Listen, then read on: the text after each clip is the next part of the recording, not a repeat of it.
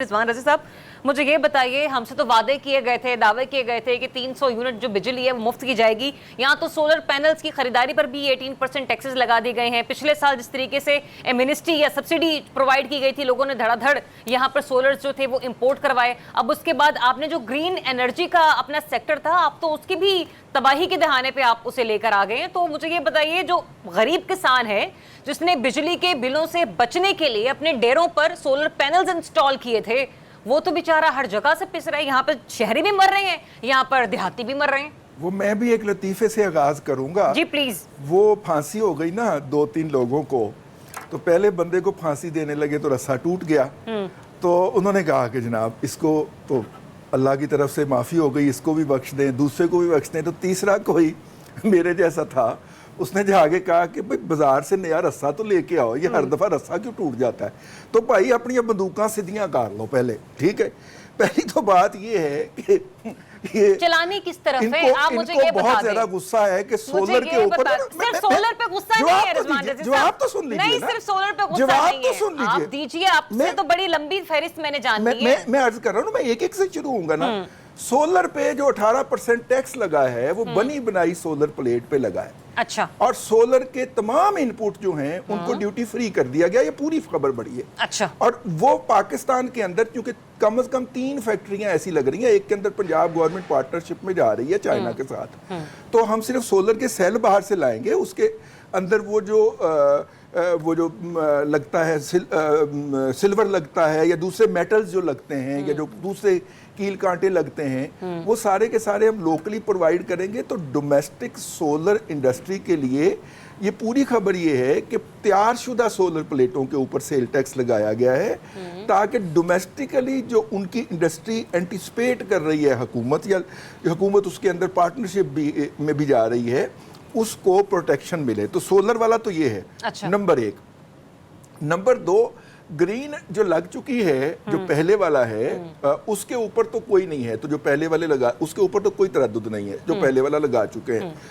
जो नए लगाएंगे वो नई टर्म्स एंड कंडीशन के तहत आएंगे। और सरकार जो कहती है कि 2800 से 10 मेगावाट हमारे सिस्टम के ऊपर सोलर का बोझ बन गया है और हमारी अपनी कैपेसिटी यूटिलाइज नहीं हो रही।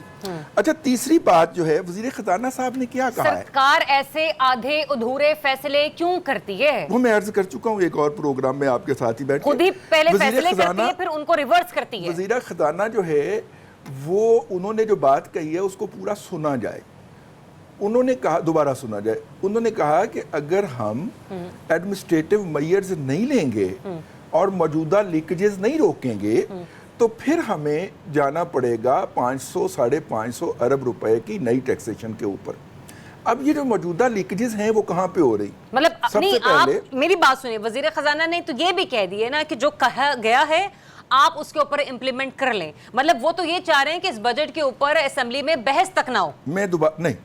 मैं दोबारा दोहराए देता हूं। उन्होंने कहा कि अगर हमने मेजर्स नहीं लिए, इकोनॉमिक मेजर यानी एडमिनिस्ट्रेटिव मेजर यानी गवर्नेंस के मेजर यानी ये जो लीकेजेस हो रही हैं इनको नहीं रोका, तो फिर हमें 550 अरब रुपए का नया टैक्स लगाना पड़ेगा।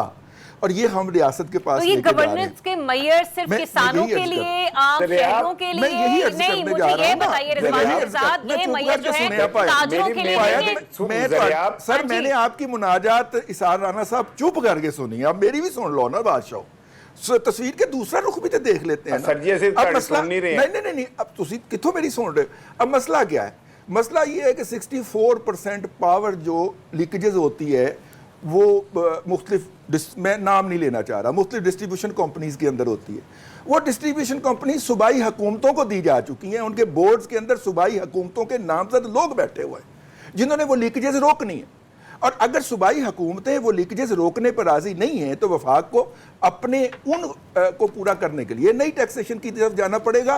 मिनिस्टर साहब ने इतना कहा है, आप उसको जो मर्जी कह लीजिए। जो मेरी फहम में आई है उनकी गुफ्तगू, जो आपने क्लिप सुनाया है, मैंने वैसे उनकी पूरी प्रेस कॉन्फ्रेंस। अच्छा, जो गवर्नेंस के हवाले से मेजर्स लिए गए हैं, मैं अनवर रज़ा आपसे ये जानना चाहूंगी, मुझे तो ये समझ नहीं आ रही है हमारी सैलरीज के ऊपर। पहले मेरे एक जुमला ले लें, फिर अनवर रज़ा साहब से इस पर बात कर लीजिएगा। जी राना साहब, मैं ये कह रहा हूँ, ये जो लीकेजेस हैं, देखें, अब मुस्लिम लीग नून की पंजाब में हुकूमत, बलूचिस्तान में हुकूमत, सिंध में उनके इत्तेहादियों की हुकूमत, तो लीकेजेस रोकनी किसने? क्या मैंने रोकनी है या आपने रोकनी है? वो ये कह रहे हैं कि ये लीकेजेस जो हैं हमने रोकनी नहीं और हमने इजाफी पैसे और लगा देने, क्योंकि ऐसे जोग ही नहीं है कि हमारे पास इतनी सलाहियत ही नहीं है कि हम ये लीकेजेस रोक सके, लिहाजा हम नए टैक्स लगाएंगे। पूरे पाकिस्तान में तो इनकी हुकूमत है, तो लीकेजेस किसने रोकनी है? बलूचिस्तान और सिंध के अंदर सर आप एक सूबे को काउंट ना करें, आप वहां से वो 3 सूबों को काउंट करें कि जहां पर उनकी हुकूमत है। इत्तेहादी है। अच्छा, केपीके वाले इत्तेहादी हैं? सिंध वाले इत्तेहादी हैं। नहीं, मैंने तो बलूचिस्तान और सिंध की कह रहा हूँ। नहीं, और पंजाब 60% आपका पंजाब आपके पास है, बलूचिस्तान सिंध आपके पास है, तो इधर अगर ये 3 जगह पे मुस्लिम लीग नून नहीं कर पाती तो फिर ये तो उनकी इससे बड़ी और नाकामी क्या होगी? ठीक है, अच्छा चले रुके 1 मिनट में शमसुल इस्लाम खान साहब हमें ज्वाइन कर चुके हैं। ठीक है, मुझे उस तरफ बढ़ने दें। ठीक है, एनर्जी एक्सपर्ट भी है, फिर एग्रीकल्चर एक्सपर्ट भी है, मैं दोनों एतबार से उनसे जानना चाहूंगी।